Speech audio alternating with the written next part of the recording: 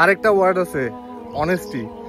আসলে ওয়ার্ডের অর্থ আমরা জানি, বাট এর রিয়েল মিনিংটা মন থেকে অনুধাবন করতে হবে। কেউ মন থেকে অনুধাবন না করতে পারেন তাহলে আপনি ভুলে যাবেন যে আসলে সততার মূল্য কি। সততার মূল্য আপনি না বুঝে প্রতিনিয়ত অসৎ পন্থা অবলম্বন করছেন, এতে করে মনে করছেন আপনি রিল্যাক্স হয়ে যাচ্ছেন, আপনি মানসিক শান্তি পাচ্ছেন, আপনার মনটা খুশি হয়ে যাচ্ছে।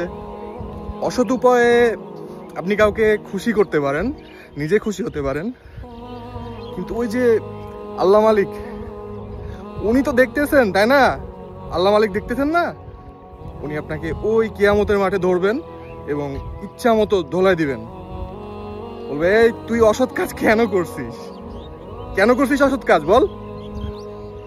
কাজেই প্রত্যেকটা ওয়ার্ডের মিনিং আপনাকে বুঝতে হবে এবং এই হৃদয় থেকে, মন থেকে অনুধাবন করতে হবে যে আসলে বিষয়টা কি।